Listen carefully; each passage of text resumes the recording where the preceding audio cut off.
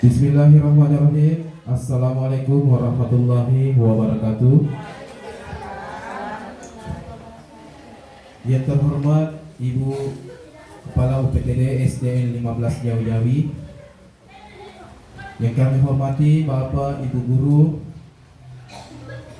peserta diseminasi budaya positif di sekolah kita. Saya ambil materinya yaitu keyakinan kelas. Berbicara masalah budaya positif adalah sebuah kegiatan yang abstrak dalam artian ini harus diterapkan di lingkungan sekolah kita. Budaya adalah khususnya budaya Bugis Makassar, itu adalah sebuah atau dalam artian ampe-ampe madece. Ya, ini yang harus kita pahami. Kenapa? Karena yang harus kita terapkan di sekolah adalah bagaimana peserta didik kita mengamalkan apa itu budaya positif. Nah, posisi kita di sini adalah sebagai guru, kita harus rubah paradigma berpikir kita. Kita harus sebagai guru jangan selalu menuntut siswa, tetapi posisi kita sebagai guru di sekolah adalah menuntut. Bapak Ibu guru yang saya hormati, jadi budaya positif yang kita harus terapkan di sekolah adalah selalu kita sampaikan ke peserta didik kita atau murid kita, yaitu sifat tahu, sifat lebih, dan dia sifat ingat. Ini harus kita budayakan di sekolah kita. Kenapa? Karena rumah kedua murid itu di sekolah. Jadi kita sebagai guru, apapun yang kita lakukan, siswa itu meniru. Meniru mulai dari cara kita berjalan, cara kita berbicara sesama teman. Ada beberapa siswa saya perhatikan atau murid, itu dia memperhatikan secara tidak langsung. Kemarin saya bercerita salah satu siswa, dia mengatakan bahwa ini pengantar sebelum kita masuk. Dia mengatakan ke saya, "Pak, saya tidak pernah dengar kata-kata yang kasar ketika kita ucapkan walaupun marah. Paling kalau marah Pak, kita bilang pintar ini anak. Kita tidak pernah mengatakan Pak, bodohnya ini." Nah, inilah yang kita harus terapkan di sekolah kita. Kenapa? Sekolah kita harus membudayakan positif. Di mana nih dong anak-anak mengeluh kalau bukan di sekolah? Tidak mungkin di rumahnya. Kenapa? Karena di rumahnya bisa saja orang tuanya sibuk dan lain-lain. Jadi sebagai guru, kita harus memposisikan diri kita sebagai curhatan siswa. Kita mendengarkan curhatan siswa dan jangan menyimpulkan sesuatu sebelum kita melakukan observasi. Nah, materi saya di sini adalah keyakinan kelas. Artinya apa? Keyakinan siswa supaya siswa bisa jadi bekal untuk kehidupannya. Bapak Ibu guru yang saya hormati, jadi selanjutnya materi ini adalah diseminasi budaya positif di sekolah kita. Insya Allah saya akan menerapkan ini dalam posisi sekarang saya masih pendidikan. Bapak Ibu guru, selanjutnya ya, ini adalah fasilitator saya, Ibu Yuli Setiawati.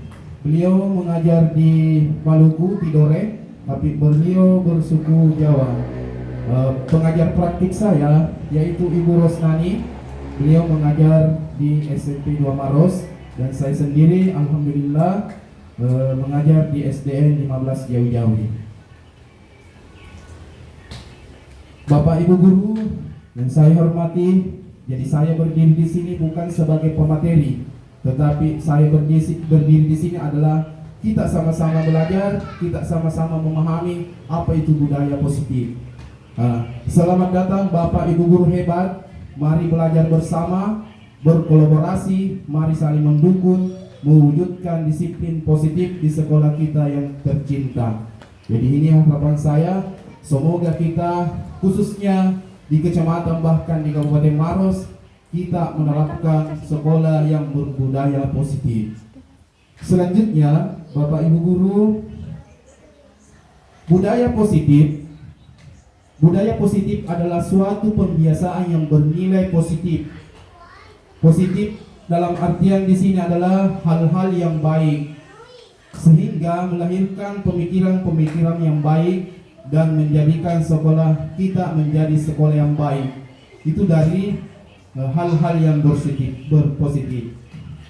Seperti kita lakukan budaya positif kita setiap hari Jumat, yaitu Jumat Berkah. Alhamdulillah hampir semua sekolah sudah mengikuti kita. Bukan berarti kita membanggakan diri, tetapi kita mengajak semua sekolah-sekolah untuk menerapkan budaya-budaya positif. Di antaranya adalah menerapkan kegiatan-kegiatan keagamaan.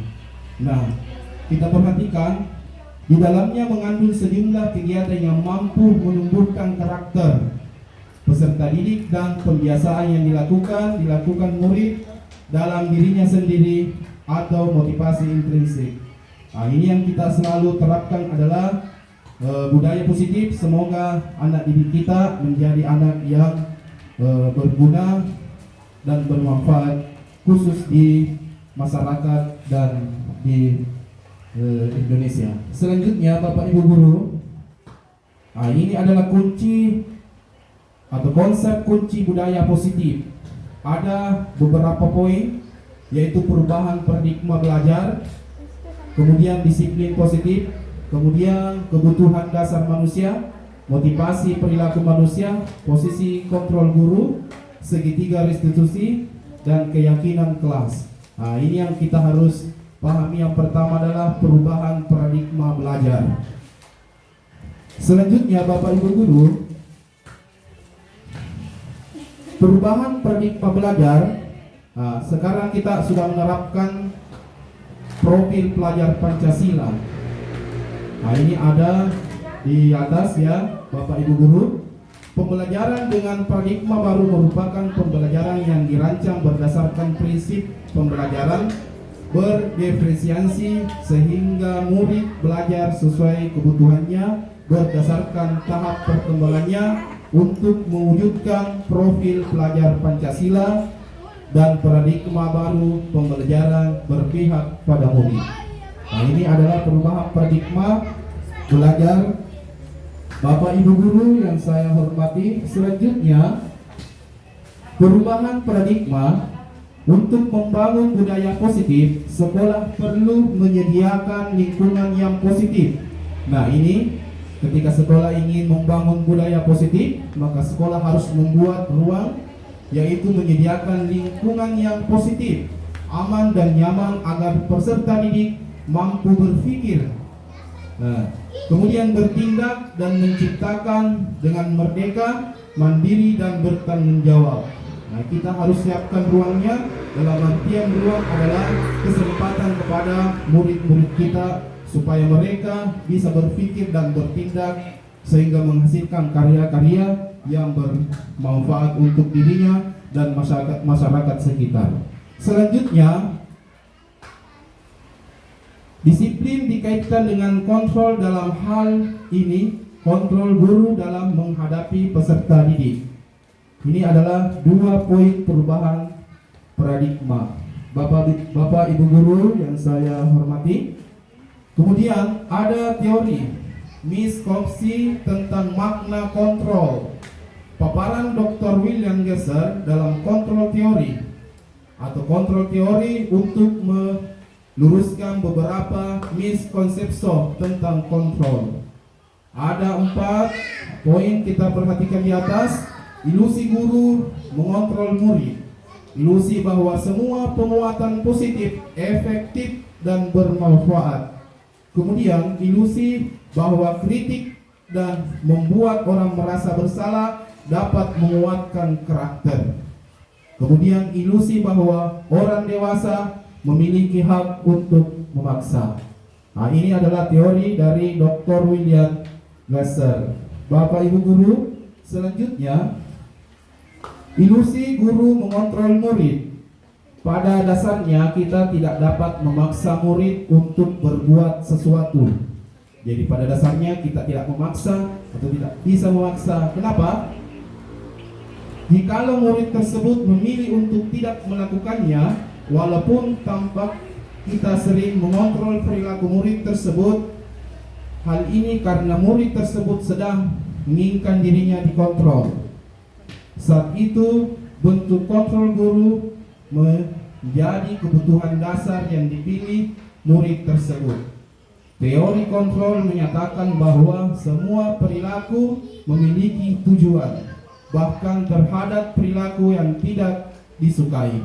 Ini ilusi kontrol guru. Bapak Ibu guru yang saya hormati, selanjutnya ilusi bahwa kritik dalam membuat orang merasa bersalah dapat menguatkan karakter. Jadi ilusi bahwa kritik dapat membuat orang merasa bersalah dan menguatkan karakter. Nah, pada dasarnya kita dapat memaksa murid untuk berbuat sesuatu jikalau murid tersebut memilih untuk tidak melakukannya, walaupun tampaknya kita sering mengontrol perilaku murid tersebut. Hal ini karena murid tersebut sedang diizinkan dirinya dikontrol. Saat itu bentuk kontrol guru menjadi kebutuhan dasar yang dipilih murid tersebut. Teori kontrol menyatakan bahwa semua perilaku memiliki tujuan, bahkan terhadap perilaku yang tidak disukai. Selanjutnya, Bapak Ibu guru, disiplin positif. Mungkin Bapak Ibu guru sudah tahu apa itu disiplin positif. Baik, kita lihat. Disiplin positif berasal dari bahasa Latin disciplina, yang artinya belajar. Jadi disiplin itu belajar dari kesalahan sehingga menguatkan diri kita.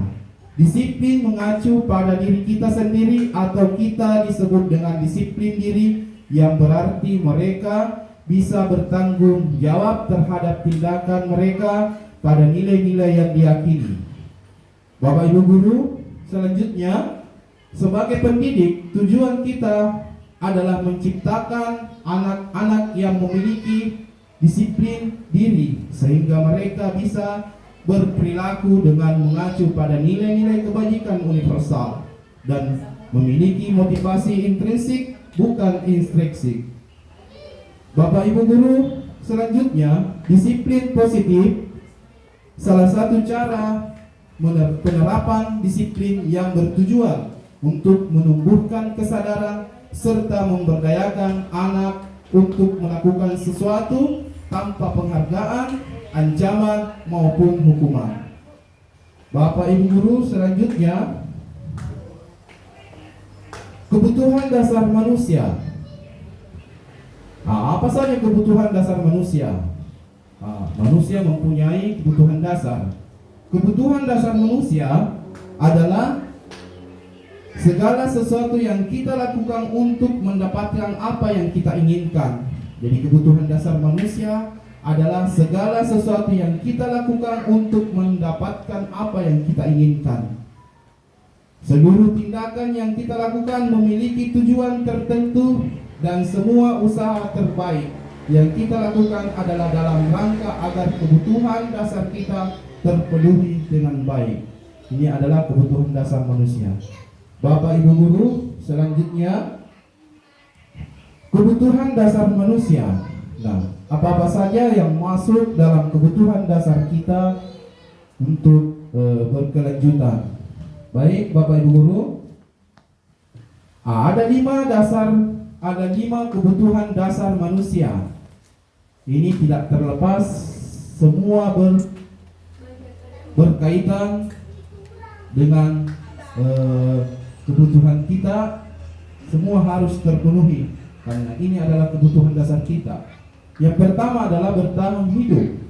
Nah, ini kebutuhan dasar kita adalah sebagai manusia bertahan hidup. Kemudian kasih sayang dan rasa diterima. Kemudian kebebasan, manusia juga mempunyai kebutuhan dasar yaitu kebebasan. Kebebasan dalam artian mandiri, memiliki pilihan, mencoba hal yang baru, mampu mengendalikan dirinya. Selanjutnya kesenangan. Manusia juga mempunyai kebutuhan dasar yaitu kesenangan. Manusia biasa juga bermain, humor, antusiasme, dan tertawa. Ini sering harus kita lakukan. Kenapa? Karena untuk menyeimbangkan kehidupan kita. Jangan sampai kita tidak pernah ketawa, humor, itu akan terlalu serius hidup kita. Jadi kita harus mengetahui bahwa kebutuhan dasar manusia itu ada 5. Jadi kalau tidak terpenuhi ini, ya mungkin ada sesuatu hal. Kemudian penguasaan, harga diri, keinginan untuk dianggap memimpin, diakui dan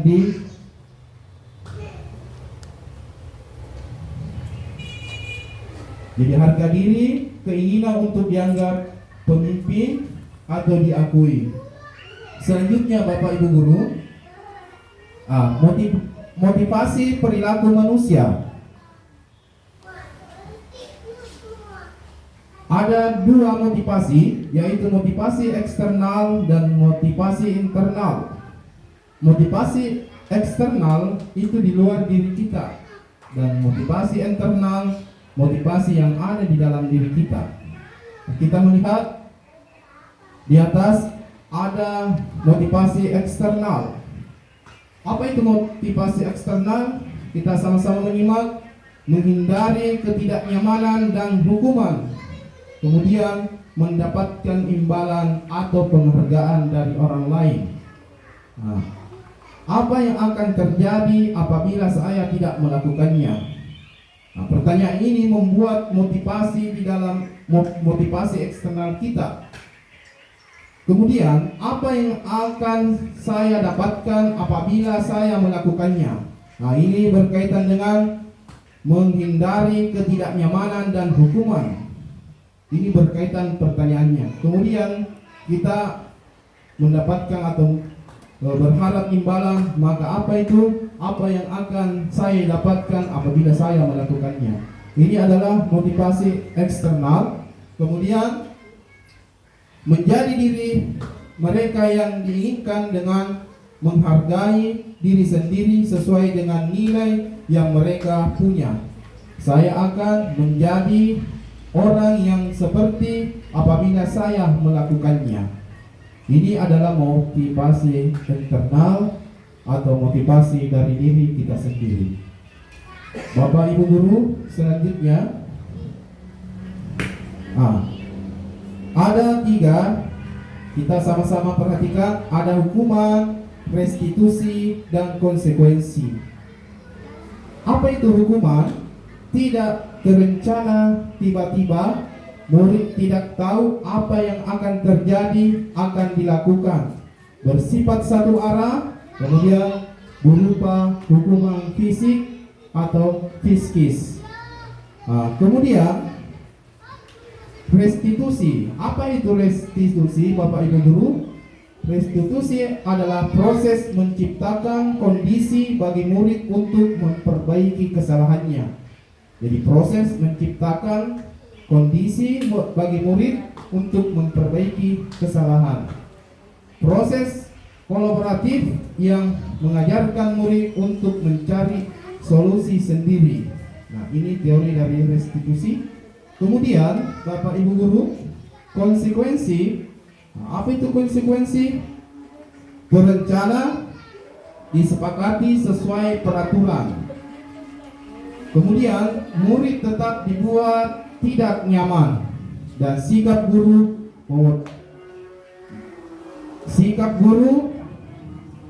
memonitor murid. Ini adalah ada tiga ya Bapak Ibu Guru: hukuman, restitusi, dan konsekuensi. Selanjutnya, konsep disiplin identitas gagal. Jadi ini adalah konsep disiplin yang identitas gagal. Hukuman. Apa itu hukuman Bapak Ibu Guru? Menyakitkan, tidak nyaman, murid takut, memaksa murid untuk menyembunyikan kesalahan, murid menjadi rendah diri. Jadi kalau ini adalah konsep yang gagal ketika murid melakukan sesuatu, maka dia selalu menyembunyikan kesalahannya, ya Bapak Ibu Guru. Kemudian murid takut, kemudian dia tidak nyaman, murid juga merasa rendah diri di hadapan teman-temannya. Bapak Ibu Guru, selanjutnya penghargaan. Apa itu? Tidak efektif, ya. Kemudian merusak hubungan, mematikan karakter, merampas hak, menghargai dirinya. Ini penghargaan. Ketika kita selalu memberikan penghargaan kepada murid, maka apa yang terjadi yaitu kita lihat bersama Bapak Ibu Guru.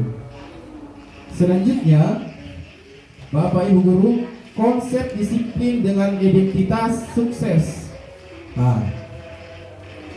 Konsekuensi ada beberapa poin, yaitu penguatan jangka panjang, perlu memonitoring berkelanjutan, stimulus respon, kemudian murid menghormati peraturan, kemudian kehilangan waktu untuk mengurangi kesalahan.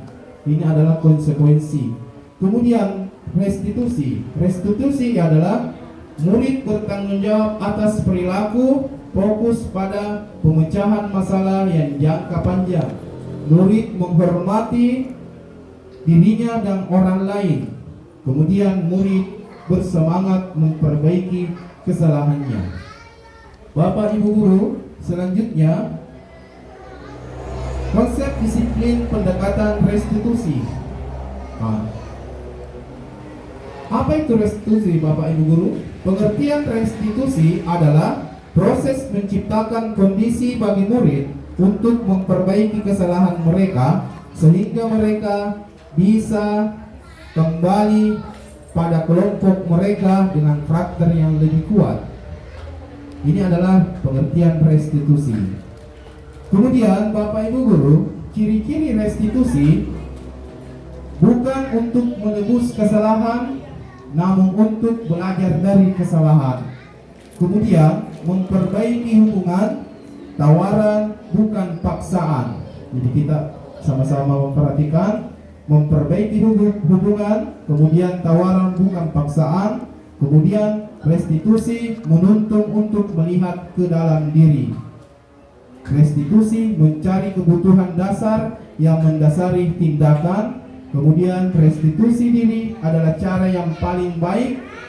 Restitusi fokus pada karakter bukan tindakan. Restitusi fokus pada solusi. Bapak Ibu Guru yang saya hormati, selanjutnya tugas dan perbedaan hukuman dan konsekuensi. Ya, di sini ada tindakan guru. Coba kita perhatikan, mencatat 100 kali dalam buku kalimat saya tidak akan terlambat lagi karena terlambat ke sekolah. Mencatat 100 kali di dalam buku saya tidak akan terlambat lagi karena terlambat ke sekolah. Ini termasuk konsekuensi hukuman atau konsekuensi. Bapak Ibu Guru, ini termasuk konsekuensi atau hukuman. Baik. Selanjutnya, poin kedua, lari mengelilingi lapangan basket 2 kali karena terlambat hadir di sekolah. Ini adalah kita lihat sebentar ya, hukuman atau konsekuensi. Sama-sama merefleksi di atas. Kemudian murid diminta untuk push up 15 kali karena tidak menggunakan masker ke sekolah. Kemudian menggantikan kertas tugas teman yang telah dicoret-coret. Nah, selanjutnya Bapak Ibu Guru membersihkan tumpahan air di meja tulis karena tersenggol pada saat belajar. Nah, ini adalah konsekuensi Bapak Ibu Guru. Kemudian murid disuruh untuk tidak mengenakan sepatu seharian di sekolah karena tidak mengenakan sepatu hitam. Baik, selanjutnya lari mengelilingi lapangan basket 2 kali karena terlambat 10 menit untuk belajar PJOK. Nah, selanjutnya Bapak Ibu Guru kita perhatikan. Kita perhatikan tadi sudah direfleksi ya. Ini adalah ketika kita memberikan siswa atau menyuruh siswa untuk mencatat 100 kali dalam buku, saya tidak akan terlambat lagi, itu adalah sebuah hukuman. Kemudian lari mengelilingi lapangan basket 2 kali karena terlambat hadir di sekolah, itu adalah termasuk hukuman. Mungkin kita bisa lihat dari bahasanya. Kemudian murid diminta untuk push up 15 kali karena tidak menggunakan masker ke sekolah. Kemudian menggantikan kertas tugas teman yang telah dicoret. Kemudian membersihkan tumpahan air di meja tulis karena tersenggol pada saat belajar.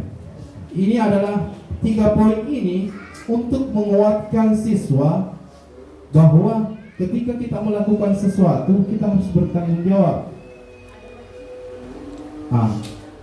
Konsekuensinya ya kita harus mengganti.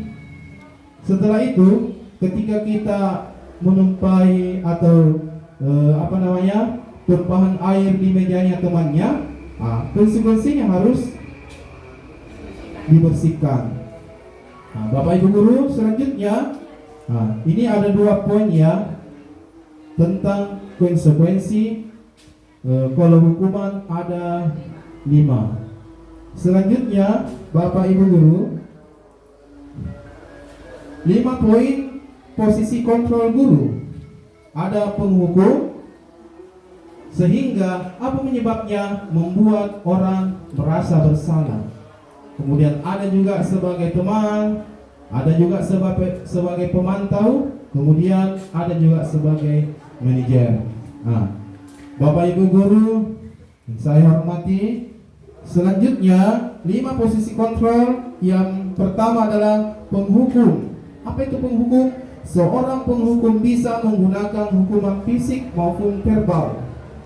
Kemudian membuat orang merasa bersalah, biasanya guru akan bersuara lebih lembut. Kemudian ketika posisi kontrol guru sebagai teman, guru pada posisi ini tidak akan menyakiti murid, namun akan tetap berupaya mengontrol murid melalui persuasi atau secara pendekatan pribadi. Kemudian posisi guru yaitu monitoring atau pemantau. Memonitoring berarti mengawasi. Kemudian bisa juga posisi guru sebagai manajer. Apa itu? Respon yang menunjukkan tanggung jawab guru dalam posisi terakhir. Manajer adalah posisi mentor di mana guru berbuat sesuatu bersama dengan murid, mempersilahkan murid bertanggung jawab, mempersiapkan murid mempertanggungjawabkan perilakunya, mendukung murid agar dapat menemukan solusi atas permasalahan dirinya. Nah, ini adalah kelima posisi kontrol guru. Yang sering kita lakukan Bapak Ibu Guru adalah manajer, ya kadang, kemudian pemantau, dan semoga insya Allah kita tidak menggunakan penghukum. Kenapa? Karena siswa itu pasti ingin curhat kepada Bapak Ibu Guru ketika mengalami masalah-masalah di rumahnya dan teman-temannya. Ini harus diberikan ruang kepada murid kita supaya mereka lebih giat belajar sehingga budaya positif kita di sekolah terlaksana sesuai harapan. Selanjutnya Bapak Ibu Guru,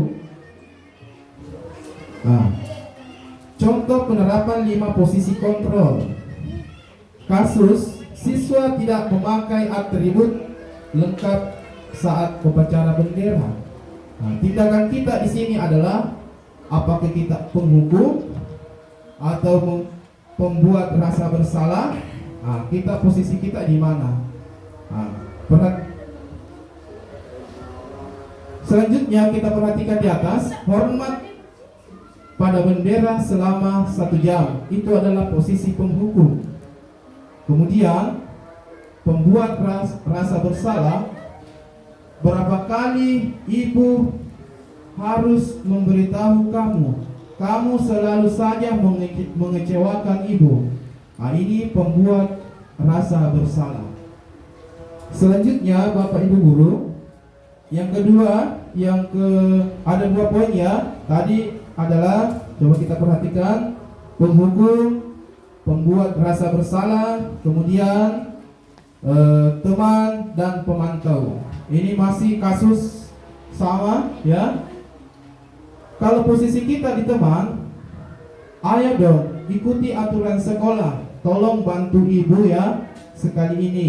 Ya sudah, tidak apa-apa, lain kali jangan berbuat seperti ini lagi ya.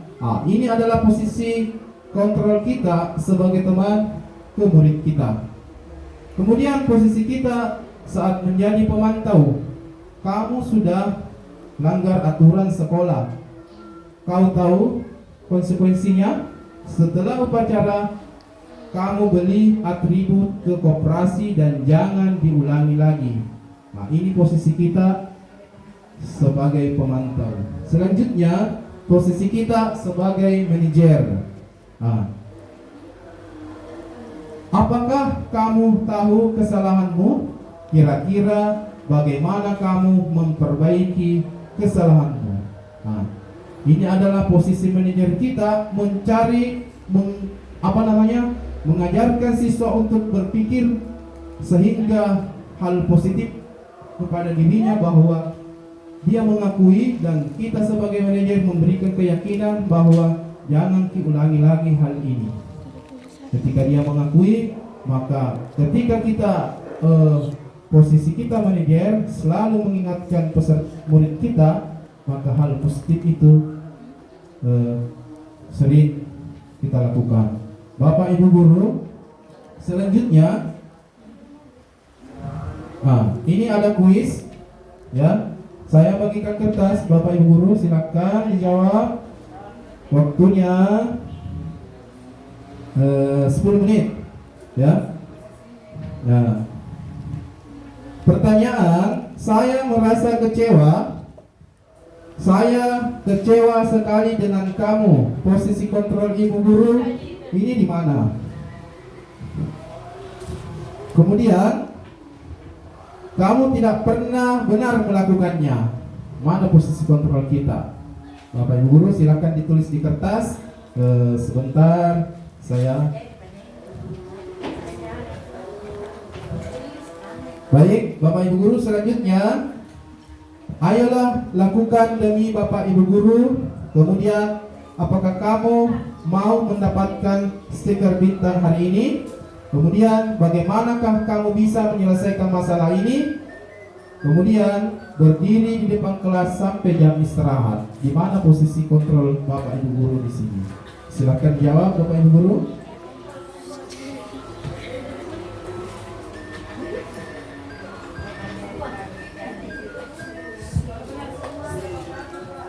Ya, kalau benar semua kita kasih bintang ya.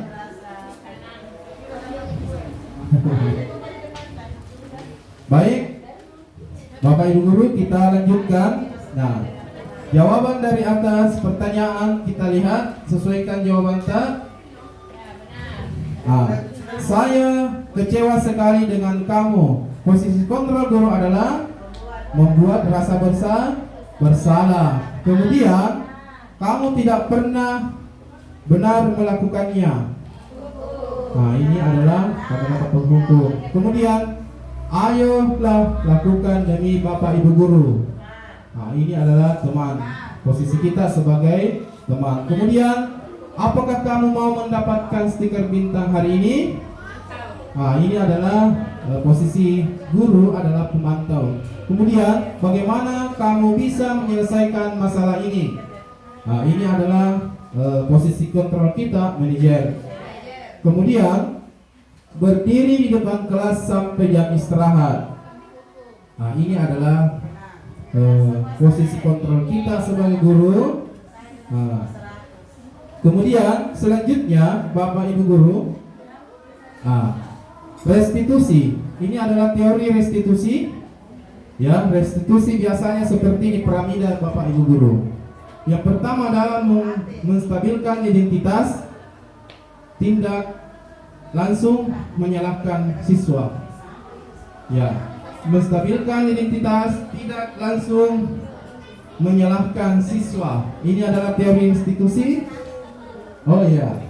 Kemudian yang kedua adalah validasi tindakan yang salah atau alasan. Kemudian yang ketiga menanyakan keyakinan dari kesalahan siswa memperbaiki kesalahan. Dari kesalahan siswa memperbaiki kesalahan. Ini adalah segitiga restitusi. Selanjutnya Bapak Ibu guru, keyakinan kelas. Nah, mengapa keyakinan kelas? Mengapa bukan peraturan kelas? Nah, kita perhatikan Bapak Ibu guru.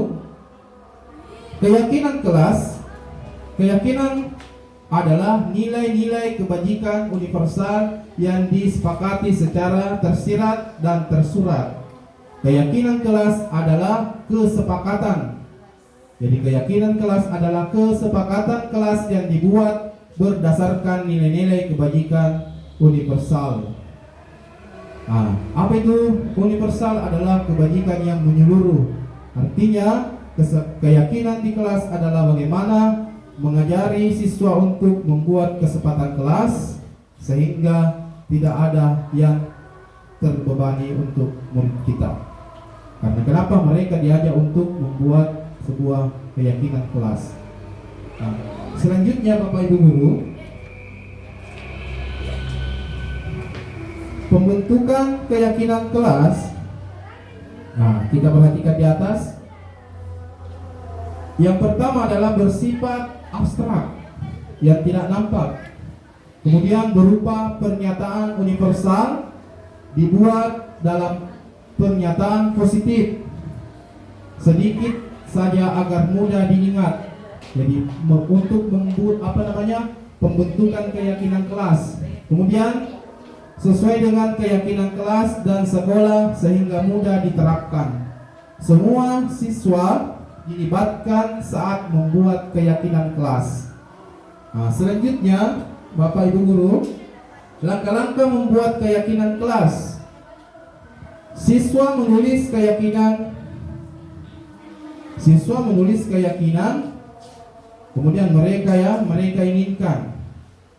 Kemudian guru dan siswa mengulas keyakinan yang telah tertulis. Jadi kita sama-sama siswa menulis keyakinan kelasnya. Kemudian guru dan siswa mengulas keyakinan yang telah ditulis. Guru dan siswa memilih keyakinan kelas yang penting. Kemudian mengubah keyakinan kelas menjadi kalimat positif. Selanjutnya mengecek dan menyepakati keyakinan kelas. Kemudian hasil kesepakatan dituangkan dalam styrofoam atau kertas kecil atau ataupun kertas planner. Bapak Ibu guru yang saya hormati, tolak ukur keberhasilan keyakinan kelas. Ada tolak ukurnya. Yang pertama adalah terciptanya merdeka belajar bagi anak dengan bebas dalam mengemukakan berbagai pendapat demi keyakinan yang ingin mereka sepakati bersama. Nah, kemudian anak didik dapat menjalankan kesepakatan kelas tanpa adanya tekanan. Kemudian terjalinnya komunikasi yang aktif antara guru dengan murid. Dan selanjutnya anak didik dapat menjalankan keyakinan kelas dengan secara luas. Kemudian di sekolah dan juga di rumah. Bapak Ibu guru, ini adalah kita pahami di atas, yaitu ada peraturan, kemudian nilai-nilai kebajikan yang dituju. Kita sama-sama menjawab ya Bapak Ibu guru. Selalu kembalikan buku ke tempatnya. Nilai kebajikannya ini apa yang dituju. Kemudian dilarang mengganggu orang lain. Selanjutnya hadir di sekolah 15 menit sebelum pembelajaran dimulai. Dilarang melakukan kekerasan. Ini nilai kebajikannya. Kemudian dilarang menggunakan narkoba, baik kesehatan, kemudian bergantian atau menunggu giliran, kesabaran, kemudian gunakan masker, kesehatan, kemudian jangan berlari ke kelas, di kelas atau koridor. Kita perhatikan sama-sama Bapak Ibu guru. Ini adalah nilai kebajikan yang dituju. Peraturannya misalnya selalu kembalikan buku ke tempatnya. Jadi nilai kebajikannya yang dituju adalah tanggung jawab. Jadi kita mengajari murid kita untuk bertanggung jawab. Kemudian peraturan dilarang mengganggu orang lain. Nilai kebajikannya yang dituju adalah menghormati orang lain. Kemudian hadir di sekolah 15 menit sebelum pembelajaran dimulai. Nilai kebajikannya yang dituju menghormati orang lain, berkomitmen, kemudian dilarang melakukan kekerasan. Nilai kebajikan yang dituju keselamatan, menghormati orang lain. Kemudian dilarang menggunakan narkoba, itu kesehatan. Jadi nilai kebajikan yang dituju kesehatan. Kemudian bergantian atau menunggu giliran. Apa nilai kebajikannya? Menghormati orang lain atau bersabar dan bersabar. Kemudian gunakan masker, kesehatan. Itu nilai kebajikannya yang dituju kesehatan, keselamatan. Kemudian jangan berlari di kelas atau di koridor, ya. Ini adalah keselamatan dan keamanan. Inilah peraturan yang mengandung tentang nilai kebajikan yang dituju. Bapak Ibu guru yang saya hormati, selanjutnya prosedur pembentukan keyakinan kelas mempersilakan siswa untuk menuliskan pada stick notes, ya, atau kertas kecil pendapat tentang peraturan yang perlu disepakati di kelas. Kemudian meminta siswa menempelkan stick note atau kertas kecilnya di papan tulis atau di kertas besar yang sudah disiapkan. Kemudian susunlah keyakinan kelas sesuai prosedur pembentukan keyakinan kelas. Selanjutnya, gantilah kalimat-kalimat dalam bentuk negatif menjadi positif. Meninjau ulang keyakinan kelas yang terbentuk. Bila mana terlalu banyak, maka siswa akan sulit mengingatnya dan akibatnya sulit untuk dijalankan. Setelah itu, keyakinan kelas selesai dibuat, maka semua warga kelas dipersilahkan meninjau ulang dan menyetujuinya dengan menandatangani keyakinan kelas. Ini di kelas masing-masing Bapak Ibu guru. Keyakinan kelas selanjutnya bisa diletakkan di dinding kelas di tempat yang mudah dilihat semua siswa. Jadi ini prosedur pembentukan keyakinan kelas.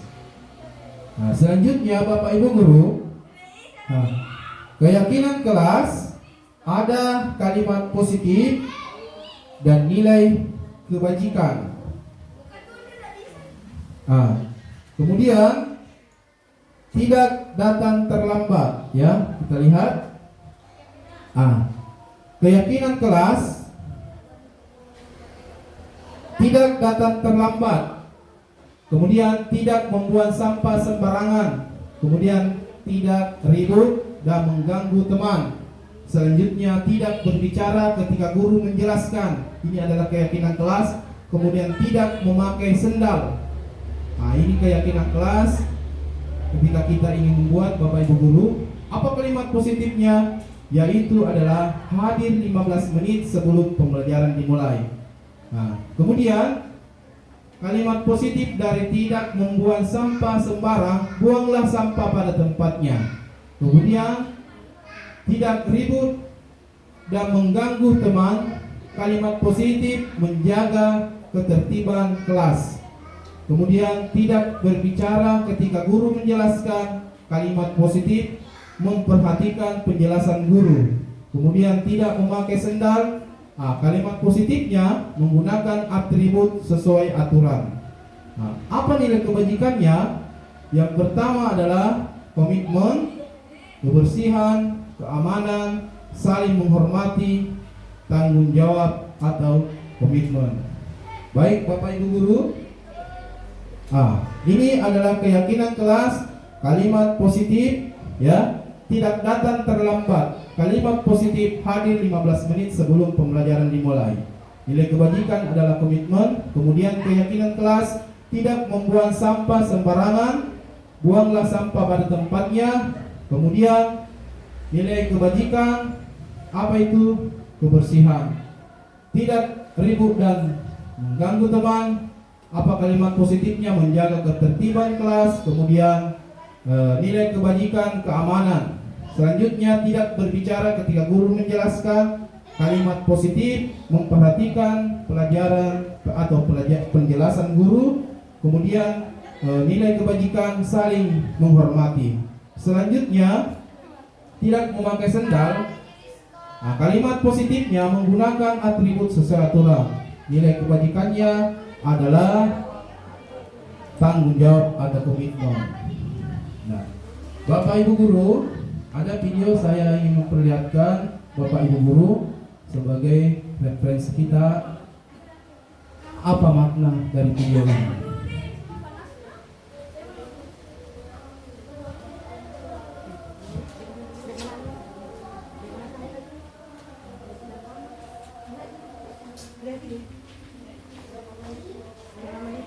Ya. Bapak Ibu Guru, 47 menit. sama-sama kita perhatikan. Ya. Berapa menit? Sampai na ka berapa? Sampai na berapa? Ja, viele Sparta kayaknya zanki ya.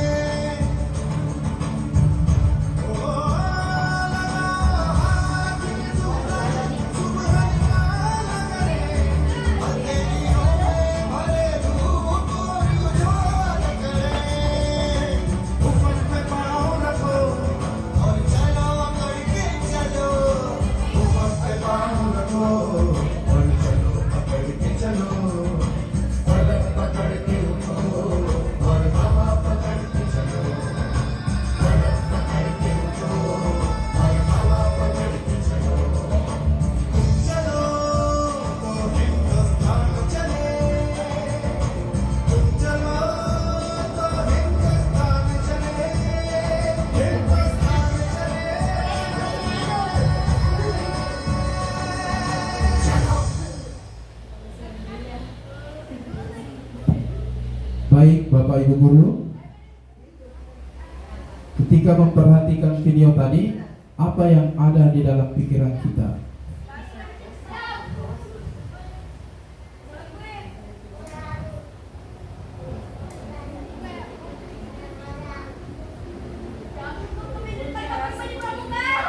Ya, timbulnya rasa kepedulian kita seorang anak ya tidak punya kekuatan tetapi bisa mengubah sesuatu dengan kekuatan-kekuatan lain. Apakah kita tidak bisa mengubah sekolah kita? Saya yakin bisa, Bapak Ibu guru. Kenapa? Karena dari diri sendiri kita dululah. Jadi ketika ingin melakukan budaya positif di sekolah kita, mulai dari kita dulu. Setelah itu teman-teman atau Bapak Ibu guru dan anak-anak.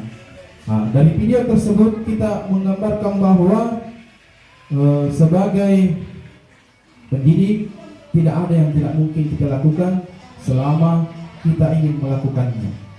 Ya, baik Bapak Ibu guru, mungkin demikian pemaparan materi saya. Kalau ada kekurangan dan kesalahan, mohon maaf Bapak Ibu guru. Sebelum mengakhiri, ada salam dari guru penggerak, yaitu jadilah guru penggerak yang selalu tergerak, bergerak dan menggerakkan. Cukup sekian dari saya. Mohon maaf ketika ada kekurangan dan kesalahan. Terima kasih atas segala waktunya Bapak Ibu guru. Semoga insya Allah kita akan menerapkan budaya positif mulai dari diri saya sendiri dulu. Cukup sekian. Billahi taufiq wal hidayah. Assalamualaikum warahmatullahi wabarakatuh.